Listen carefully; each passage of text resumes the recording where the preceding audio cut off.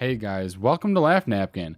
This is r/MaliciousCompliance, so let's just jump right into it. Stop calling this number? Okay. I work in the Public Works Department with the Street Resurfacing Division for a large city in the US, roughly 500,000 population. And one of my responsibilities is responding to resident questions. When resurfacing residential streets, since most neighborhoods only have street parking, we ask all residents to park on a different street for the 2 days we need to work on the street. One for old asphalt removal and one for laying down new asphalt. The consequence for not moving your vehicle is being towed. We notify the residents with a letter explaining we'll be doing resurfacing, and an invitation to a public meeting to answer any questions 3 months in advance of resurfacing. A letter 1 month in advance with the approximate dates of resurfacing, a letter 2 weeks in advance with the exact dates, and a letter that is a reminder 1 week in advance with the addition of physical signs placed on all streets to be resurfaced. All letters clearly state the expectations to move vehicles and the consequence for failing to do so, in addition to contact information for me to answer any questions. Today, when I arrived in the office, I had a voicemail from a lady who lives on, let's say, 1st Avenue, and her street was being resurfaced next week. She explained that she will be leaving for vacation Sunday, and was wondering if she could leave her car parked on 1st Avenue while she was gone for a week. Well, it isn't the first time, and it won't be the last time I get questions that have already been answered in the letters. But little did I know that this time would be a special one. So I call her back to explain that she will need to move her vehicle to a different street while she's on vacation. But when I call, she picks up and immediately hangs up. Okay, maybe she's busy. I'll call back later. 45 minutes later, I call again, and again she answers and immediately hangs up. An hour after the second call, I call again, and she does the same thing. I'm annoyed that she won't even let it ring to let me leave a voicemail, but I certainly don't want her to come back from vacation to an impounded vehicle, so I call her back again about 45 minutes after the third call. This time she answers and doesn't immediately hang up, but instead screams into the phone, "Stop calling this number! Leave me the hell alone or I'll call the police!" And then hangs up before I can get a word in. Okay. No problem, I'll stop calling. Enjoy your impounded car, jerk. Rude customer wants to buy meat from our meat department. So this story happened probably a good 8 years ago, but it still sticks out in my mind and I have a good laugh about it. Our story starts with some background. I was working at a local supermarket in the meat department and had risen through the ranks to basically be in charge of running it.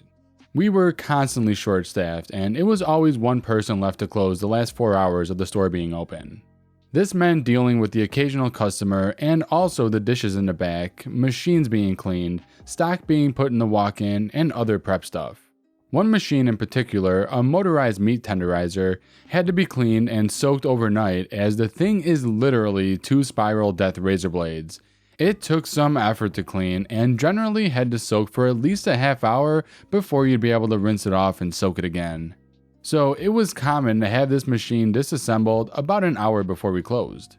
The rude customer is this lady who would always come in and insisted we tenderize her meat selection, and every time she would get the same answer of, "We're sorry, but that particular machine is closed earlier due to it being harder to clean," and she would scoff and leave.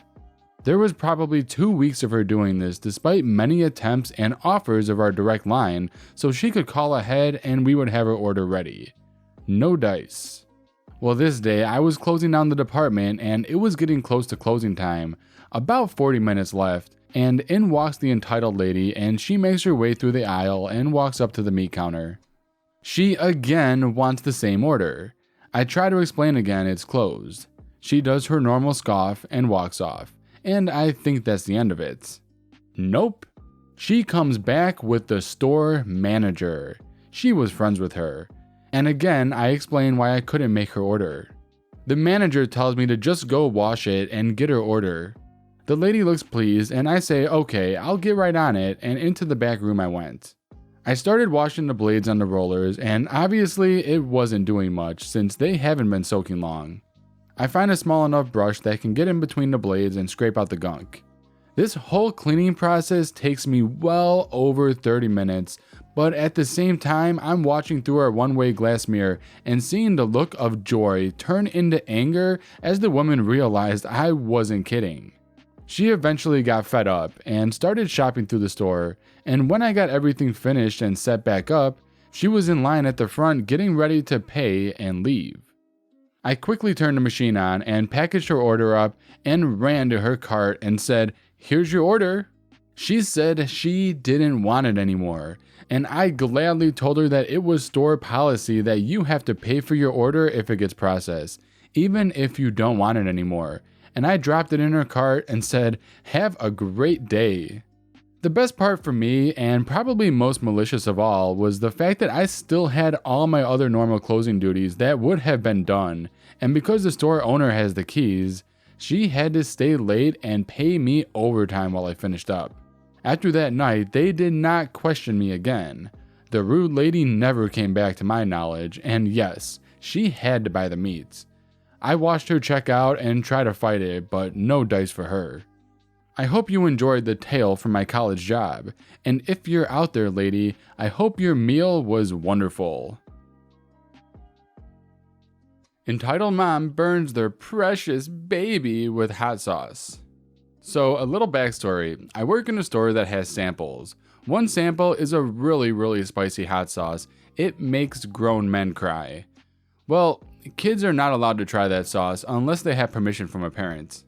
So this one boy and his mother come in, entitled kid and entitled mom, as you probably know. Entitled kid tries some of our sauces, mostly mild, one slightly spicy, but he found that spice way too hot. Entitled kid eventually notices the super hot sauce and starts to try it, to which I say, "Oh, you can't try that without parent permission. It's insanely hot and causes grown men to cry." "Oh, okay." I thought that was the end of it. Boy, was I wrong. Entitled kid tells entitled mom what I said in some twisted way or something, but I didn't hear. Entitled mom comes up to me and says, "How dare you tell my baby boy he can't try the hot one? He is way stronger and smarter than you. He got all A's in the 3rd grade. A stupid retail worker like you at a tourist town is too stupid to understand. So just do your job like you're trained to do and let my boy try." At this point, I'm already annoyed. "Ma'am, I told your son it's very hot and very painful and he shouldn't try it. But if he had parents' permission, it's okay." This is when I had the idea. Under one condition, of course. "Well, hurry up and tell me what to do. Your presence is killing my baby boy's brain cells." Well, all you gotta do is sign a form saying you knowingly and willingly allow your child to try the hot sauce. I'll just have to write one up, of course. Yeah, whatever, just hurry up." So I wrote out a basic form along the lines of, "I blank hereby allow my son to try the very spicy hot sauce at blank. Signature from her, signature from me." Now, she had already bought something in this store using her card and had to sign the receipt, so I asked her to sign the form the same way she signed the receipt, for extra proof that she agreed. She quickly signed the form I wrote, and entitled kid dunked his sample stick into the sample as far as it can go, about an inch deep, and cleans it off in one go. Now, when I say this sauce is very spicy, I wasn't kidding. Jalapenos rate out about 1,500 to 2,000 Scoville units, whereas ghost peppers rate out at 1 million Scoville units. This sauce rates out a whopping 750,000 Scoville units and uses pepper extract to reach that heat. And if you didn't know, pepper extract is an oil, and oil will linger in your mouth, so this sauce will burn for a good 20 minutes. A good 1 second goes by after entitled kid tried the sauce till you saw his face contort into sheer terror and agony. He started crying, blubbering, screaming, incoherently speaking at the same time. It was quite the sight to behold. Entitled mom, "What have you done to my baby? He eats hot Cheetos all the time. He can handle hot. You must have poisoned him." Hot Cheetos don't even really get as hot as jalapenos. Me. This sauce is far hotter than a habanero and at least a few hundred times hotter than hot Cheetos. Entitled kid, "Mommy, it hurts. I'm gonna sue you for poisoning my baby. Now give me chocolate milk for free." We sell chocolate milk for $1.50. Me, "I'm sorry, ma'am, but I can't do that. I was trained to only sell the chocolate milk for $1.50 per bottle. you have to pay just like everyone else. At this point, she's screaming so much you could probably mistake her for a flock of chickens all getting strangled or something. But I just ignored her until she stormed out in a huff. Sorry this is not a big malicious compliance story, but I thought it would fit here. Please tell me if I should repost it to r/entitled parents. Thank you so much for watching this video. I hope you enjoyed it as much as I enjoyed making it. If you have a story that you want me to read, please submit it in the LaughNapkin subreddit. I'll leave a link in the description. Big shout out to everyone that has subscribed to this channel, as you're the ones making these daily videos possible. See you guys in the next video.